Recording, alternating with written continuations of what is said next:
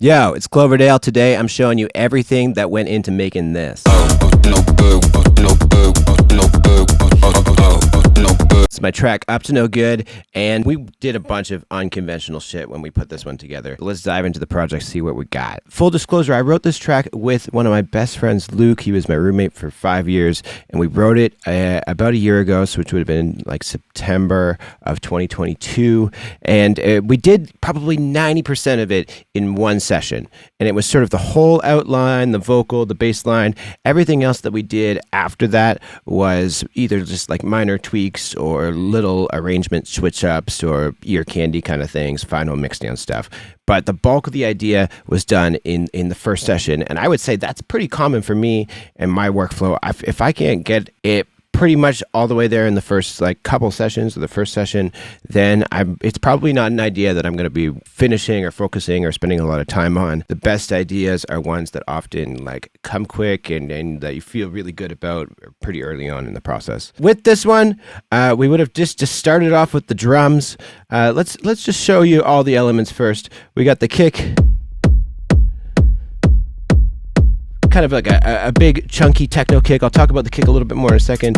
Got our main drum bus, very techno-y in how it doesn't have a clap for the first little while. Solo the bass is here for a second. They're the other sort of main element that make up the beef of the song.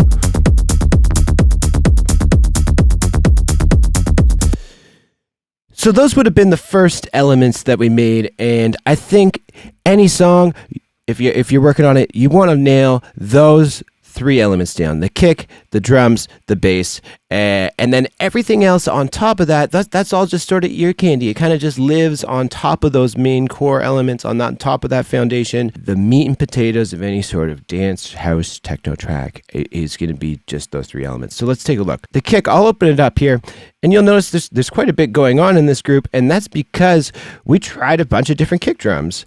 And I encourage you all to do the same. If you've watched my videos before, you know I'm a huge advocate of swapping out your sample, swapping out your sample, and swapping out your sample. And good sample selection is going to like bring your tracks from pretty good to really good. And it's not just good samples, it's making sure that each sample that you use fits well with the other samples that you use. You want your kick to fit well with your clap, and your clap to fit well with your hi-hat. You know, I can't stress that enough. In this one, I think this was the first kick we used. Sounds pretty good, but I feel like with the track,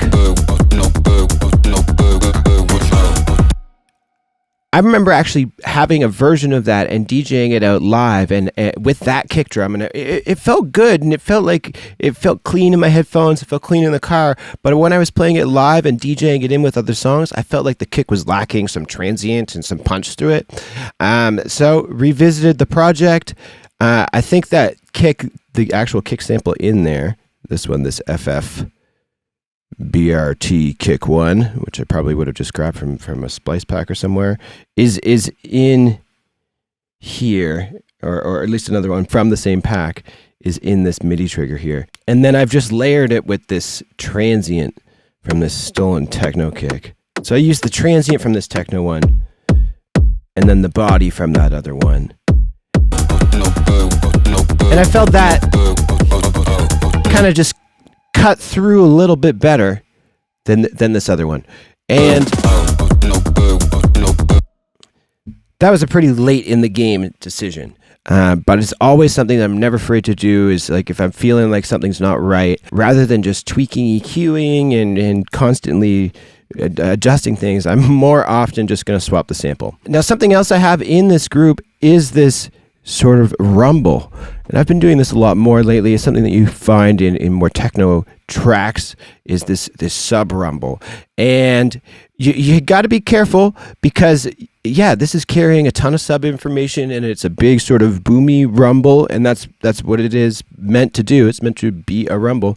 But I'm also having a lot of sub information carried from my bass group as well. We'll talk about that in a bit, but like I have a full bunch of sub coming in that group as well. And so anytime I'm doing this where I have a rumble and I have a sub, one of them is going to need to be sort of the extreme main focus, and then the other one's going to need to be quite far in the back. It's going to be hard to manage both of those at the same time with both of them carrying so much sub information. This is definitely us breaking a conventional rule of having two subs and two basses play at the same time, and it's something that me myself I've really only felt comfortable in the past like couple years of like getting away with, of breaking these rules.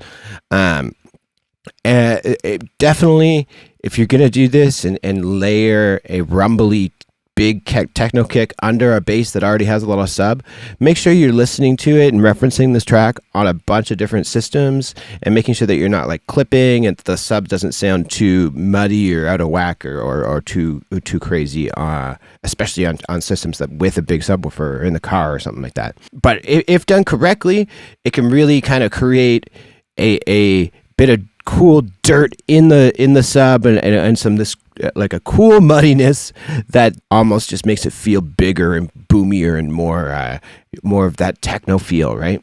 As far as processing on the kick, there's not a lot happening. It's mostly just EQing, and that's going to be the case with almost all of my my kicks. You know, even here I tried this plugin Kick Tweak, which I do enjoy. I like using this plugin a lot, but in the end I actually turned it off because felt like it was probably doing too much. This plugin is great for just managing kick drums, compressing them, and adjusting transients. It's just presets with like an amount knob, so you kind of just have to go by ear, cycle to see which one you like most. Yeah. Anyways, so would have nailed down that kick, and then moved on to the drums, and probably just this groove first, which I don't really have too much to say about. It's really just this one hi-hat, which I use this hat quite often, and it's being pitched down 3 semitones. And with every percussion element I put in any of my songs, I'm always going to just test out a few different pitches, a few different semitones down here, just to see which pitch I feel like that drum sounds best with the song that I'm currently working on. Sometimes, you know, it might sound best at the original pitch. Sometimes it sounds better up a couple semitones, down a couple semitones. I'm always just testing it out, deciding, is that better, worse, better, worse, better, worse. It's layered on top of this other one, which is a much like higher end, almost synthy hat. And so the reason why these are layered, this one's dark and dull, this one's high end. They layer well with each other because they're not trying to achieve the same thing. One is you know, covering that body, that mid-range, that lower end, and one's kind of carrying the airy top end of it.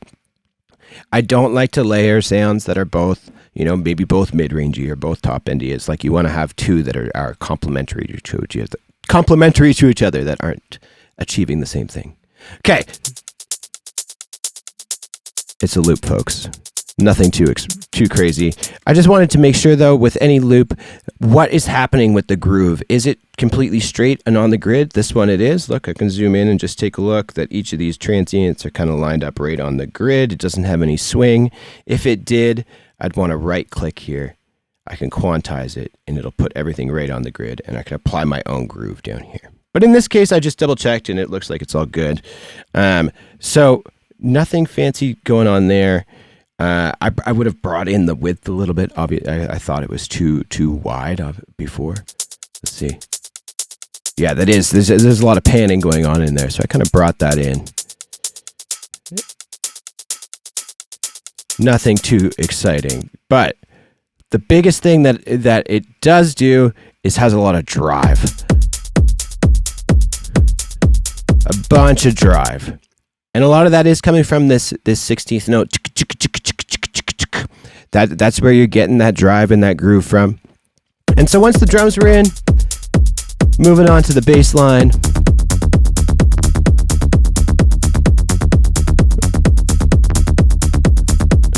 So it's primarily just this one here. This is all we really need to focus on for now. This is the bulk of it. So we can look at the MIDI for a quick second. And take note of a couple things.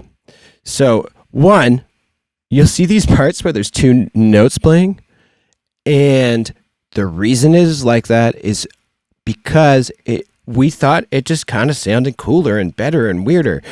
Is this a conventional thing to do? Is this what any like right, smart, wise person would do and have two, especially bass subnotes, play such a resonant, dirty thing like that? No, doesn't make any sense. But it seemed to sound all right when we did it and sound cooler than if we just had one or the other. And so it happens kind of twice here. And is this going to work with every patch? No. Can you get away with this in every single situation? No. In probably 90% of situations, is it going to sound like shit? Yes. But like, I think it's just a good example of, in this particular one very weird instance, it kind of like added this grittiness and this dirtiness to the track that we liked and thought it sounded cool. And so it was a rule that we were like, you know what? Fuck it. It sounds better. We're going with it. We're breaking it. Other than that, it's all 16th notes. Jigga, jigga, jigga, jigga, jigga, jigga, jigga. Very straightforward. You can see the groove down here, except for these little triplet. It's not even a triplet. It's just a 30-second stutter. So that happens every once in a while too.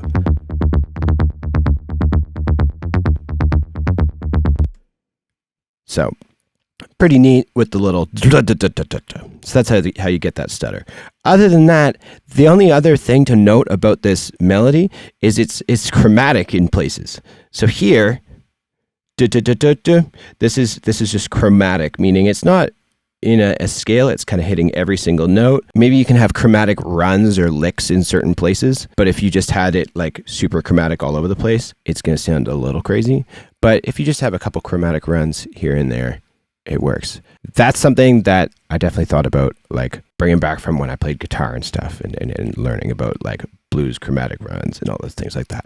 The other thing to note is it's not just straight minor. I'm kind of writing it in Phrygian, meaning that it's rocking on the D sharp, and then I've included the tone right above it, which is an E, versus if it was just in minor, it'd be the F instead of the E. That's the only other thing to really note. I find that really makes, if you want to write dirty, moody music, writing in Phrygian. If you've watched my videos before, you know I talk about that a bunch. So this is just the main bass layer. Let's go ahead and open up the patch, and we can take a look at it. And now is actually the first time that I'm going to plug it, that I've actually uploaded right now, and this is the first time I've even said it publicly anywhere, on vibrancylabel.com, my very first SERUM preset pack, and this one's called Clove's Super Simple Yet Effective Bass Preset Patches, and I've included the up to no bass in there. And the whole premise behind the pack is simply just to have presets that you can use that aren't loaded up with like tons and tons of effects and weird macros and all kinds of like weird FM things, and you end up just like, you're like, wow, this thing already came preloaded with a bunch of junk and it doesn't sound good if I add a bunch of other effects. So the whole pack is really simple, really useful, very quality sounds that you can use in a bunch of tracks, and they're all basses, and generally you don't want your basses to be crazy complex anyways. And this one especially fits that mold. If you look at it, it's a simple, it's one saw wave here at one octave down. It's another saw wave here at the main octave. This upper octave has 3 voices, so it's kind of duplicated and detuned a little bit. And so let's go and take a listen to this. And both of these are routed to the filter over here. And so the filter is kind of creating a pluckiness with our envelope too. Let's take a listen. So the pluckiness is definitely coming from this filter. If I didn't have this envelope, say it was just wide open, and this was just open, like that's pretty much just saw waves. You know, excuse some of this filtering and stuff over here. But yeah, there's another filter on here. But that's pretty much just saw waves. There we go. But to get the spice, we're just bringing in that. It's a pretty standard, just low 24 filter. Right? And we're just bringing that down. And then bringing our envelope down. And that's what's really making that plucky bass sound. But this up to no bass, if you don't want to make it, it's included in the pack, and you can grab it right now. You can use the code DEMOHOMIE, and you can actually save $5 on that if you want, for being a subscriber. Even if you're not subscribed, So now you should subscribe. Especially if you use the code, you definitely should subscribe. You slam it right now. I'm gonna be uploading a ton more videos here soon. So let's dive right in. Okay. That's the basic elements here. You know, our main envelope here, this controls the volume. In this case, it's shorter. We can zoom here. If we want to just scroll and zoom here. It's shorter than the envelope cutoff, so the filter's not even getting to close all the way by the time the volume cuts off. And that's pretty much it. Not a lot to it. On the effects side of things, we have a little bit of tube distortion. It's not even fully mixed in, so just a little bit of drive on that. I always love using this hyper for just adding a little bit of subtle width to my basses, because you don't want your basses to be crazy stereo and out of whack. Just a little bit of width subtly. I find this hyper does the cleanest job out of anything. And then a little bit of EQ to kind of beef up a couple little spots for taste. And that is it. It's like super straightforward. So this layered with this layer here, just a layer that I had found, cycled through some stuff. And in this case, really high passed it, because that's all I wanted it for. I just wanted it for that upward texture to kind of give it some life. It sounds like there's some reverb kind of on that patch and stuff too. I've heavily decapitated it, distorted the hell out of it, and really driven it. And that's how we got that. And then underneath is just a sub that's just the octave lower. So this is like a super low sub. You can see up here that it's hitting down in the 40 hertz ish range, which isn't even super audible on most sound systems. It's kind of just adding to some of that low end weight and heaviness, because without this and without that other on the kick layer, the rumble, the main bass, it felt really clean, it felt really strong, but it was lacking a little bit of the dirt and a little bit of the weight in the low end. And I felt like instead of messing with that and messing that up, you know, we could just add in some other layers. This is without that stuff. And then if I turn that on and this on, it's almost like the low end has lost a little bit of clarity, but it gained a little bit of weight and strength. Again, it's something that to be really careful about, and 9 times out of 10, I probably wouldn't do this. I'd probably lean on just having the cleaner one. But if you're feeling like getting a little dirtier and breaking some rules, you can definitely get away with it. From there, we added some stabs. Stabs are pretty straightforward. Rave stab. I think rave stab echoes out. And then this is actually taking that rave stab and running it through frequency echo. I had to bounce these down to stems, but frequency echo from at the same people that make Valhalla frequency echo. And what it does is it's an echo, like a plugin, like a delay, but you can shift the frequency. Oh no, Ableton crashed. Right now is the perfect time to introduce my ad. Are you tired of loading up your presets and having them bogged down with all these junk, choruses, delays, reverbs, all this kind of nonsense that you end up taking off anyways? You want to add your own stuff, so why not buy Cloverdale's simple yet a very effective bass preset patches? These ones are durable, they're useful in any situation, and they sound great right out of the box. You can then go and add whatever effects you want afterwards, but these ones, they're dumb simple and they work. So yeah, before the crash, I was talking about frequency echo and how we used this stab with frequency echo to kind of create this rising glitchy effect. I think we used LFO tool to kind of chop it up and maybe some crystallizer and stuff. But the main point of what I'm getting at is if you find other sounds that you already have in your track and can repurpose them, whether it's into a riser or into a sweep or into like a new weird perk echo or a drum groove or something like that, they often will work well in your track because the sound palette already kind of fits. It's already of the same vibe. Your ears are already kind of used to hearing it, but now you're hearing it repurposed, and it works in the same world. So I try to do that a lot and see how many times I can, like, you know, maybe use a different element in a different way to kind of carry the song forward and tie it all together and make it feel like one. So that's the bulk of this track is just that stab, the bass, oh yes, and the vocal. So the vocal in this project, I just have a stem because of it was loaded down by CPU and whatnot, but I do have a version here that can show you the original processing. I don't know if I have a. I'll see if I can try and find the original vocal take. I wonder if it's in here. So plus you up to no good, smoking no good, what you trying to do?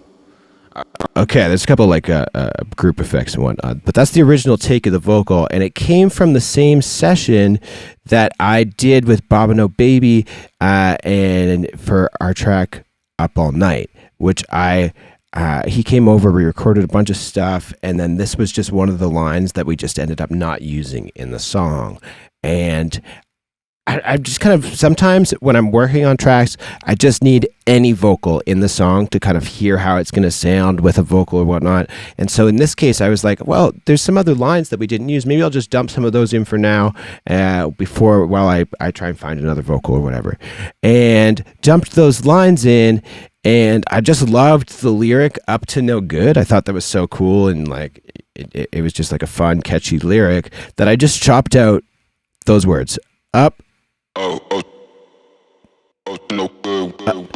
So Up to No Good is all like kind of like chopped up in these little words. And so then I literally just moved them to the spots on the grid that made sense for the rhythm. And I think for the processing, it's a little bit of alter boy, delay. I use the RVox and CLA vocals just for like quick and dirty vocal compression. And then some saturation. Wow, this one kind of has a bunch of stuff on it.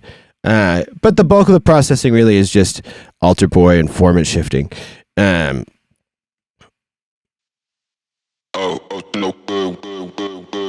With the delay being automated on at the end, like it just comes on for the good.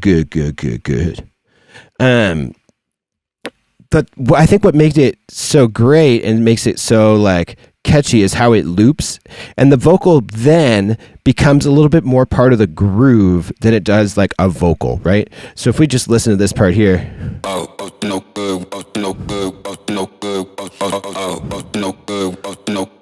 the way it's looping and the way it's chopped is almost feeling more like percussive and groovy, and so it kind of latches in with all this other stuff. It latches in with the bass line and the drums, and it feels like it's all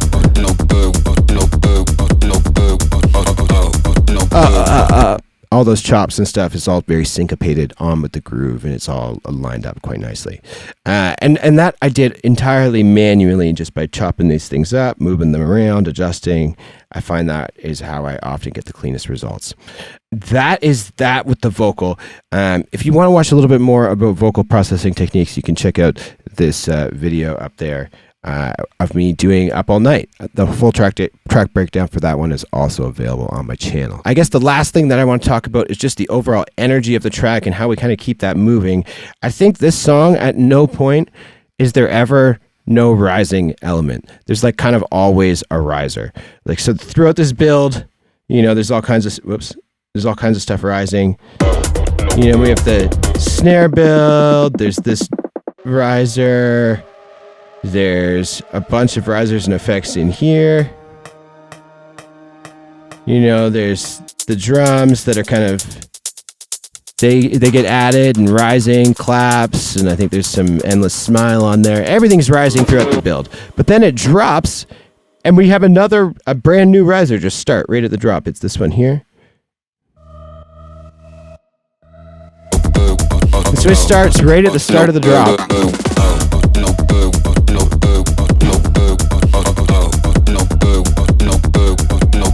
plays the full first drop and then right into the breakdown.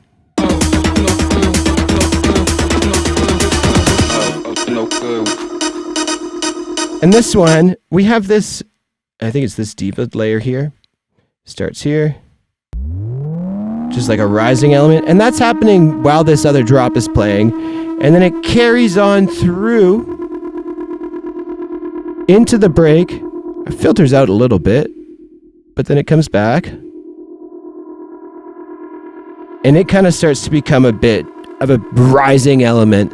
And so this rising element carries from the middle of here all the way through the second breakdown, all the way to the second drop. It kind of just keeps going. And yeah, this has a bunch of other risers. You know, this is another one here. It's just big low respace. And then I think we just play the octave up or 2 octaves up or something. That one's like that. Same with these. Octave below. Octave up. Snare build. Classic.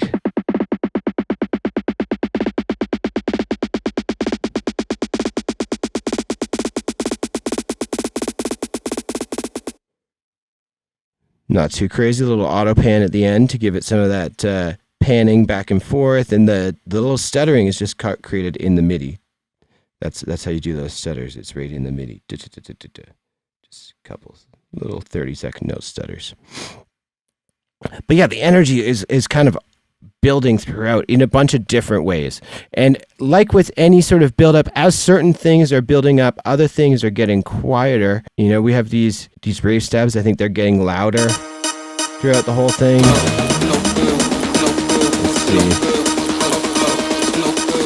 Oh no, those are probably getting quieter.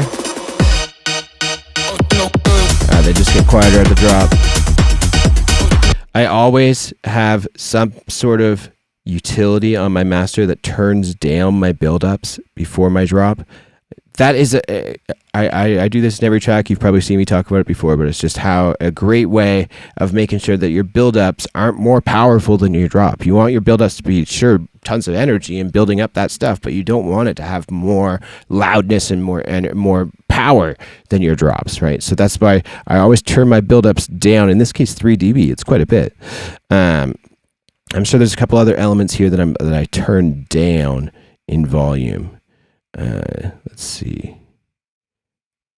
Oh, this one comes up in volume. I wonder, this is a little perk loop.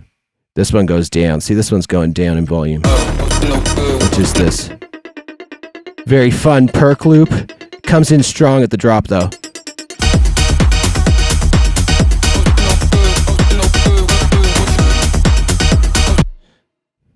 The basses. Look at this is the volume of the basses. It's coming down quite a bit throughout this whole build-up, and they're just turning down, and then right back up. That's the whole group of the basses.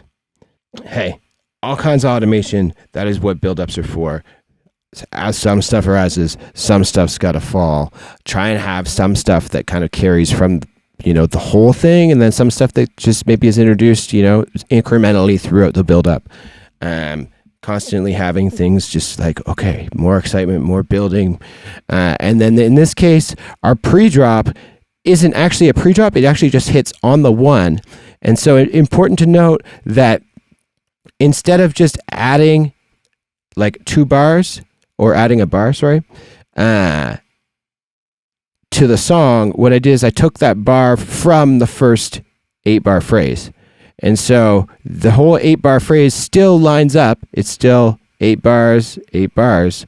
It's not like as if the drop were to start right here and I do 8 bars from here. It's no, the pre-drop gets subtracted from all of it. It's not as if, there's also a world where this could kind of make sense, where this is gone, and maybe I deleted this time. And then it was like a whole 8 bars. And then you say this is just confusing at this point. But so you inserted another one here. Right? And then this whole thing was 8 bars. You could do that in theory. But instead, I liked having the switch up happen right at the drop instead of having the pre-drop happen before the drop. So it happens right at the drop. Kick and the rest of the drums come in a bar later.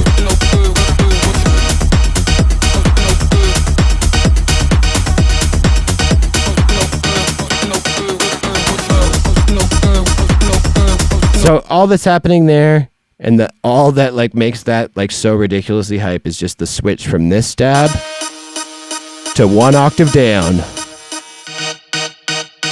The same sample and everything. I just kind of have it layered here to make it feel a little bigger and wider. But it's just the same sample, 1 octave lower. That's it. But it makes all the difference. It makes it that much more hype. You'll notice the vocal kind of changes over time. In times it's like lower, and there it's higher, and there it's lower. All of that is just automation of on the formant in Alter Boy. We're just automating the formant in Alter Boy and having that kind of move along and change and morph over time. I think that kind of covers the bulk of my track, Up to No Good. You can check it out now. It's out everywhere. And make sure to grab the Cloverdale's simple yet effective, super effective SERUM bass presets, vibrancy-label.com. You can use the code DEMOHOMIE, save $5, and see you soon. Oh yeah, and make sure you join the Discord server. Or if you want, you can book private studio sessions with me, also on vibrancy-label.com. There's all kinds of stuff going on. All right. Chat soon. Peace. Bye.